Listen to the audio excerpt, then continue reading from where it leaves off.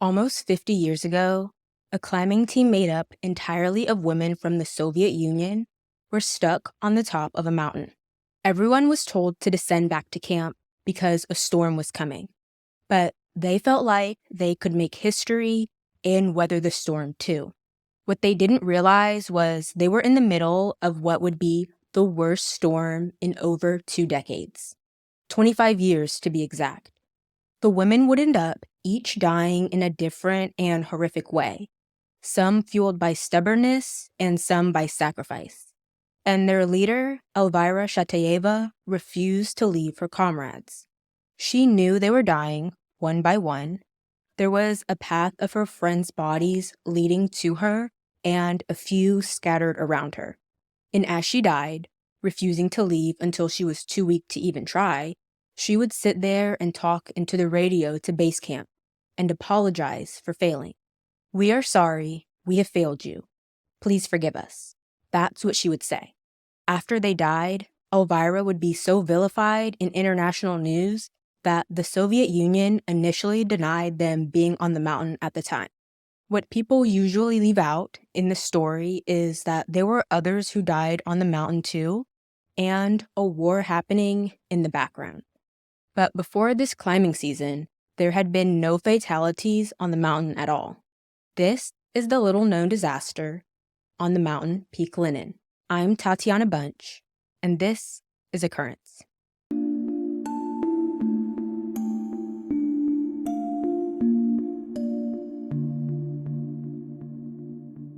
Before I get into it, just want to say all sources can be found at occurrencepod.com, which is linked in the show notes. And as this was a little-known disaster with different accounts of what happened and when, I put together the material the best I could, but if anything isn't correct, just leave a comment, and if I can corroborate it, I'll fix it. Also, since this happened in June of 1974, when the Soviet Union was the Soviet Union, I'll be using Soviet Union and Russia interchangeably. Okay, so Elvira Statayeva was born December 1st, 1938, and was a professional mountain climber and athlete. She was actually a Master of Sport, which in the Soviet Union is the top credential in any sport. And it's super impressive when a woman holds the title. After an avalanche on Peak Lenin, it's the first thing out of Elvira's mouth to an American female climber when they both went to help another American who was injured. "I am Elvira Statayeva. I am a Master of Sport. What are you?" That's what she said. The woman she said it to was mesmerized. She said she didn't want to be bossy like Elvira, but she could see how capable she was and immediately just wanted to be like her. Strong and experienced and a take-charge kind of woman. That short interaction with Elvira changed her life. Another climber who was a Moscow correspondent for the New York Times at the time described Elvira in his book as, quote, "a striking blonde with high cheekbones and cat-like blue eyes." She had come there to lead a team of the Soviet Union's best women climbers in an assault on Lenin Peak, end quote. He said he sensed a steel core beneath the surface when they talked while having tea together. Another American climber, who was denied joining the Americans' contingent on Peak Lenin, but was later offered a spot with a Swiss International Women's Climbing Club, said when she entered the mess tent in the Premier Mountains, she approached the American table and was ignored. Immediately, like most people would be, she felt that she wanted to turn invisible, to have the ground swallow her and to just not be there in that situation and in that moment. When answering her prayers, a striking blonde Russian woman waved her over to her table and introduced herself and welcomed the climber. Elvira was often described as striking and blonde and warm and strong. She made her presence known. She was somehow commanding and inviting at the same time. But while the American was at Elvira's table, she told the climber that the Soviet men believed an all-women's team would never be successful in summoning Peak Lenin. And that's what her group wanted to prove wrong. Elvira would then go on to say that she wanted to be the first to do it, but maybe the American and Swiss team would beat them. The American suggested that they could all climb together, And immediately, Elvira said that would be impossible. It was pretty obvious that the Soviets wanted the first women's team to be theirs, and their larger plan was to take a route to the summit that no man or woman had taken before. So they wanted to be the first at two things. They planned to go up the peak by the Lipkin Ridge on the northeast side and go back down on the northwest ridge towards Ralsteny Peak, which was a lower peak on the mountain. They were also going to set up a temporary camp on top. Most people took the same route up and down, not go up one side and down the other. Elvira also told the American that they would succeed because the Soviet women are very strong. They have a collective spirit and work together, which I know to some people not familiar with Russian culture or just the general mindset of that part of the world, that wasn't said in a condescending way, and the American didn't take it that way either. It was just a matter-of-fact thing. In my experience with Russians and Ukrainians, they're very status-based and prideful people, very matter-of-fact and to the point, and they put their country first. But they also value individually being the best they can be because in that way, they elevate their country and represent it well. It's just how their culture is, and in knowing that, keep it in mind as I continue on. So the American and Elvira kept talking about their goals to give more women a chance at climbing and how they were happy to share the camp with other climbers who loved to climb. And at some point, the American climber looked over at their tents and their climbing gear and got a little concerned because their tents had button closures. They weren't sturdy zipper tents with metal poles. And their boots were old-fashioned, not suited for the mountains. And according to the American, they looked like they were going to space. She wanted to say something, but 1974 was smack in the middle of the Cold War. Everyone was behaving friendly, but there was an underlying, unspoken competition between the countries. So she held her tongue. Things were beginning to cool down on the international scale, but the Soviet Union and America were definitely not buddy-buddy. And there were 170 climbers from various countries all over the world there. It was a different atmosphere. Today, the Soviet Union is a multitude of different countries, including Kyrgyzstan, where the mountain of Peak Lenin currently stands. But in 1974, Lenin at the time was in the southern part of the Soviet Union. It's about 23,400 feet tall, or 7,100 meters. It's definitely not considered a super high or steep mountain. The tallest mountains in the world are over 8,000 meters tall. And actually, the mountain range that it's in, the Pamir Mountains, holds some mountains that are close to reaching 8,000 meters. That being said, the first fatality on the mountain was that July, 1974, and the second was early that August. But it's still high and it's prone to severe weather. The women in the Soviet team were Nina Vasilyeva, Valentina Fatayeva, Ilsnar Mukhamedova, Tatiana Sardashova, Galina Perehodik, Ludmila Manzarova, and Irina Lubimtseva. All appeared to be between the ages of 22 to 35, and to the other climbers, they were a unit. They mostly kept to their camp, and they trained while they waited to climb. They did practice hikes up to a certain point on the mountain to acclimate and just took it very seriously overall. On July 30th, Elvira and her team left base camp for Camp 1. On July 31st, her team took the route they planned before, the Lipkin route, and continued towards the summit. The entire time, everything was fine. They went to Camp 2 and Camp 3. And on August 2nd, Elvira radioed to camp saying they had about an hour left before they would make it to the ridge. Everything was going fine, and the weather was good. The wind was mild, and everything was just easygoing. And she ended it by saying, "So far, everything is so good that we're kind of disappointed in the route." She's like, "Yeah, where's the challenge? This is light work." And since she was feeling so confident and knew the Soviet men were hanging around, she wanted to get them off her back, so people wouldn't try and say they had assistance. So Elvira radioed to camp and told them that they would have a day of rest the next day, so August 3rd. Base camp said, yeah, that's fine, since the weather seemed like it would still be okay. But on the 3rd, an American team of climbers that were behind Elvira's team and trying to make it to Camp 3 reported that the weather was cloudy, and they were having a hard time finding and sticking to the route on their way to Camp 3 because it was turning into a whiteout. A whiteout is when there's a blizzard, and light diffusion makes it so you can't tell the horizon from the sky from the ground you're walking on.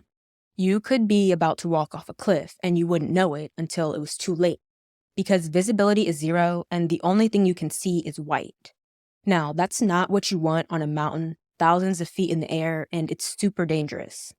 By the next day, August 4th, a major storm was forecast to hit, and base camp told everyone to descend. There's controversy about if Elvira's team ever got the message, or if they ignored it in order to succeed at their goal. Because the thing was, Elvira might have felt like she did have something to prove. She started mountaineering in 1962 when her husband introduced her to it. He was a well-known climber himself. And in 1971, Elvira was the 3rd woman to climb Izmail Simoni Peak. A year after that, she led an all-women's ascent of another mountain peak, Korzeniowski. And a year after that, she led another expedition. She was one of the most famous climbers in the Soviet Union at the time. That day, at 5 p.m., she radioed base camp and said that the weather was getting worse. It was snowing, but that's good because it'll cover the tracks, so no one can accuse us of following those tracks. As Elvira's team was heading towards the summit, about 400 feet from it, they ran into a climber from Scotland. He broke off from his group to summit, taking a new route, and then joined the Lipkin route. The ice was so steep that he had to cut steps into the ice and was suffering from hallucinations from the altitude. But he summited and started coming down, slipping and sliding on the way, when he crossed paths with the Russian women's team. They exchanged greetings, and the women were walking in a line, slowly but with high spirits. And he decided to make a joke saying that they'll get a bit short of breath up there. The joke didn't land though, because Elvira replied saying, "We are strong, we are women." And they continued on. The Scottish climber also passed the Soviet men on his way down, and they summited and caught up to him to join his descent. Now, because Elvira radioed base camp earlier saying that things were fine, when one of the Soviet men coming up behind them radioed, asking for instructions on what to do, base camp told him Elvira's team was fine and that he could descend. So he did. He kind of slowed his journey to be within range if they needed assistance, but he could tell that they were dragging it out to get rid of the babysitters. There were several Soviet men on the mountain, and they stationed themselves to be around in case the women needed help. Elvira wasn't a fan though, and her team camped on the ridge on the 4th. On the 5th, early in the morning, a Soviet climber went around some of the tents at Camp 3 and spread the message from base that they were expecting a storm and do not try to climb. At that time, the atmosphere was calm and the weather was clear. And people came a long way to make it to that point, so some people chose to try and summit anyway. Pretty much everyone who tried to summit was forced to turn back, or camp out where they were because the storm hit them just before noon. Now, some climbers reported hearing the suggested descend to base call that was sent out that morning too. But an American team had their radios impounded by customs when they entered the country, and so they had to borrow a radio from the Soviets. It was a weak radio, not a strong signal at all, and every country was on a different frequency. But the American team said they never heard the order to descend, and neither did the one climber from Scotland. Some people set up camp where they were forced to stop, including the American climbers, who borrowed the Soviets' radio. They camped at 22,000 feet, which was probably frustrating for the ones who had to turn around, because most of them were within eyesight of the summit. They were within a few hundred feet and had to go back. And it wouldn't be until August 5th at 5 p.m. that Elvira's team summited and radioed base saying that they made it. Base camp congratulated them and wished them a safe descent. At some unknown time after that, Elvira said that the visibility was deteriorating and they couldn't descend. They couldn't tell which direction they needed to go, so they set their tents up to wait for a break in the weather. Now, some people say base camp told them to descend immediately if possible, or to wait the night. And others say they told them to descend first thing in the morning using the Lipkin route, the one they took on the way up and knew, instead of their previous plan. But either way, it sounds like they either needed to get out immediately or stay overnight. Now, the American group camped just below the summit, wore all of their clothing and boots to sleep, in case their tents were destroyed in the storm. They had nylon tents with zippers and aluminum poles to support it. Remember how I described the Soviet women's team's tents? Theirs were made of cotton with toggle buttons to close it and had wooden poles to support it. I wonder if base camp knew the kind of equipment they had, if they would have urged them to get down faster or try to get to another team to shelter with them. But regardless, the next morning, the morning of the 6th, base camp had 5 inches of snow, and the summit had at least a foot of new snow. The winds were up to 80 miles per hour, and some climbers by then caught wind of Elvira's team situation and had translators to figure out what was going on. Elvira radioed saying that the weather hasn't improved, and there still wasn't any visibility. They woke up at 7 a.m. to monitor the weather, and now at 10 o'clock, it's still bad. She wanted to know what base camp felt like they should do. They told her to keep safe and eat something while they wait, and to reach back out at 1 p.m. When she reached back out, she reported that there was no change. And in fact, it was getting worse. The wind was getting stronger, and they couldn't figure out which direction to go in. They're ready to leave at any moment. They just need to know if there's anyone moving in their direction. Base camp noted that the worsening weather was visible on the ridge and below. There were individual climbers moving up, but nobody was going to the summit. And if anyone tried to leave their camps, the weather would probably have forced them back. So then Elvira asked which direction should they go in. Base camp tells her it's hard to give directions on the radio, but he thinks they need to start descending to the left. There won't be a clear descent there, but there are intermittent fields, and they can try to go that way if there are tracks from previous groups. On the other hand, if they can't see any tracks and there's zero visibility, then it's better to wait until the weather improves. The path towards the lower peak that they originally wanted to go to wasn't well defined either, so it would be a gamble either way. Elvira pretty much said, okay, great, my team will discuss it amongst ourselves and make a decision on what to do. By 5 p.m. that day, Elvira reported that there was no improvement in the weather, and it seemed like things were still getting worse. They were tired of being stuck there because of how cold it was, and they wanted to leave. They felt like hope was lost on any chance of visibility improving, and they wanted to take their chances and try to descend if possible. But the wind was so strong, she wanted base camp's advice on one more thing. She wanted to get a doctor on the line because she had a question. So immediately base camp is like, what kind of question do you need a doctor for?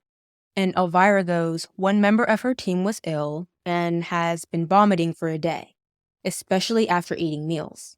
They think it's her liver. So base camp says it sounds like the start of pneumonia and they need to descend immediately. And then Elvira drops another bit of information. She says, well, you see, we have a situation and don't know how to distribute the medicine. Because, well, another team member isn't feeling too good either.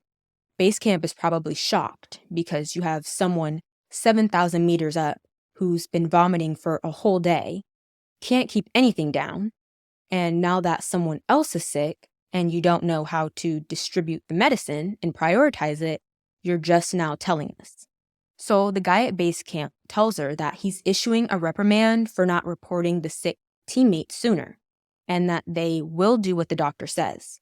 Give her an injection and immediately use the Lipkin route to descend, and to get to an area with snow where they can dig caves. When the snow is deep enough, they can dig a hole for everyone to get in and kind of build a wall to stop the wind from hitting them so hard if they're inside. Now, clearly the guy at base camp, who by the way is a very accomplished mountaineer, very well known, He was obviously upset, he lost his temper, and it's understandable.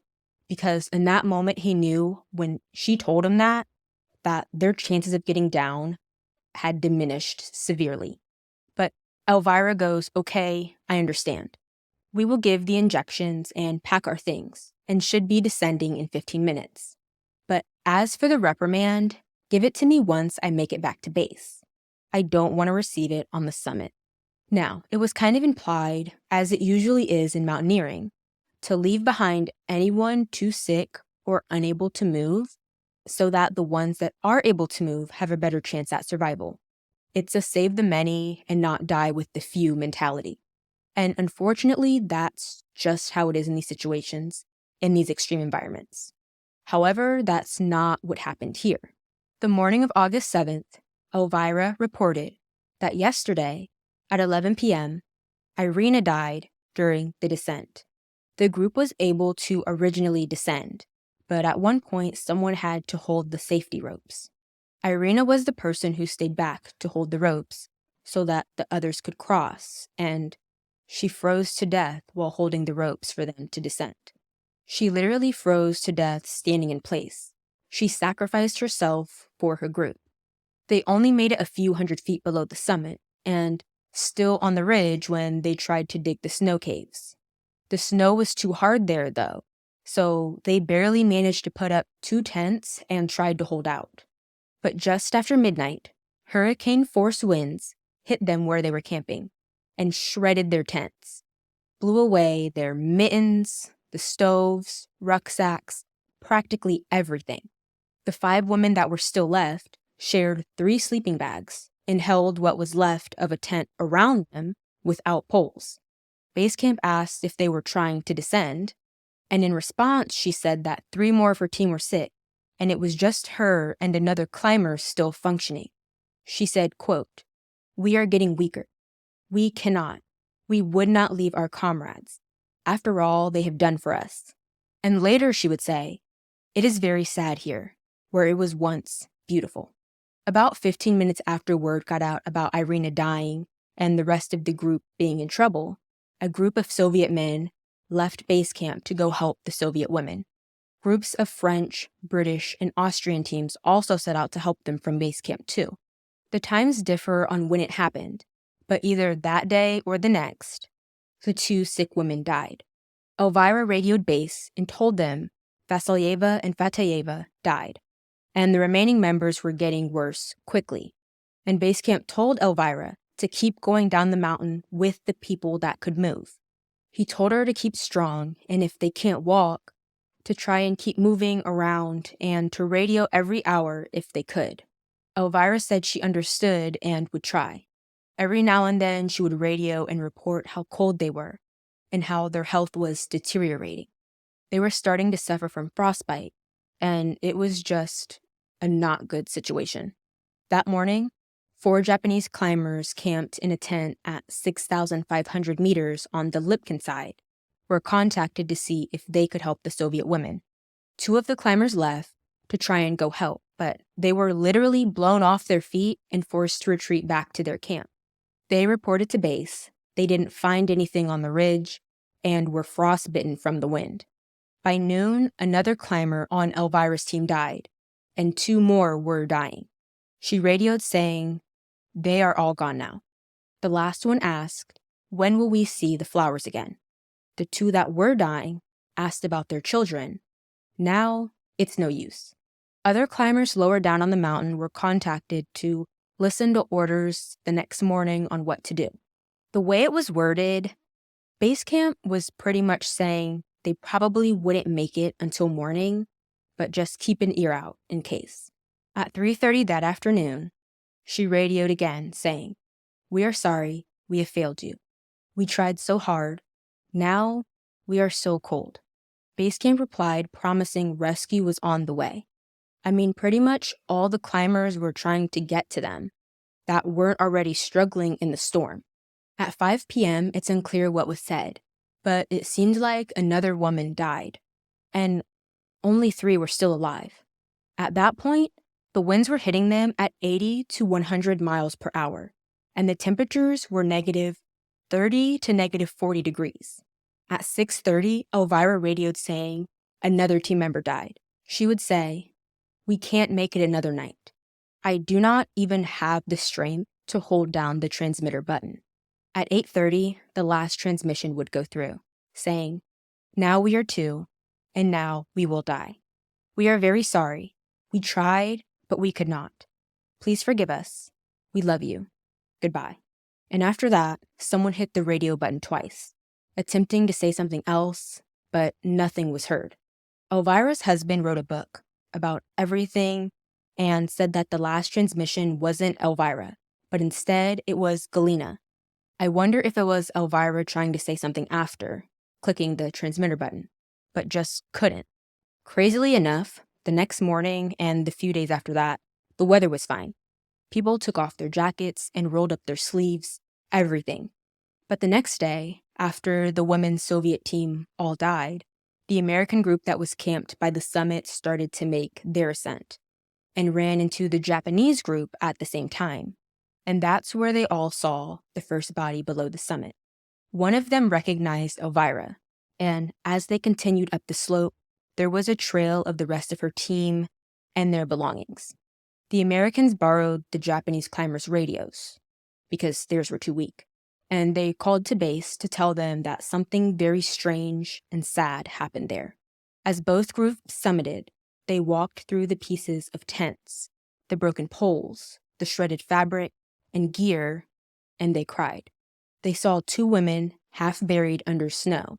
There were three slouched across shredded tent that was barely standing on their attempted scooped-out snow platform. And they saw Irina standing, frozen, still holding the ropes that went downhill. The eighth and last woman in the group wasn't found until Elvira's husband and a support crew went up a week later to recover their remains. It's my opinion that, in general, Soviet culture and the international stage contributed heavily to Elvira's team's outcome. They had poor equipment, and it's not just that they had poor equipment, it's that they had poor equipment and then they were sitting literally on top of a mountain in the middle of a storm. But then you consider the international aspect on top of her general mindset of needing to prove herself, and all of those women, but especially Elvira, were under a lot of pressure to perform and to make the Soviet Union proud. They were the first women's team that was successfully going around and summiting mountains. They were sort of the face of women's climbing, so for them to turn back and sort of retreat when the storm hit, in their minds, they probably believed they would be seen as quitters. And not just women who quit, but Russians who quit. Elvira felt responsible for her team and representing women and her country, and they were all so loyal to each other, it was their fatal flaw. Most others would have left the two behind that were sick. They would have saved the five and left the two. You see it every year, countless times a year, and in recent years, especially on Mount Everest and K2. But it was truly the international aspect that I think caused them to decide to stay. A climber that was there said without the international meet, they probably wouldn't have been in that position. But there were so many nations taking part in the mountaineering that with the overall world situation, it was strange to be there. There were 170 climbers from different countries. People were there representing their nations while climbing, and that usually doesn't exist under normal climbing circumstances. It was just the perfect storm, and hindsight is 20/20, but I digress. There were climbers from other countries all over the world who died in the storms over those few days. And in total, there were 13 Soviet climbers that died. 8 were from the women's team. But that's the story of a little-known tragedy on Peak Lenin in 1974. Stay safe, and I'll be back next Thursday.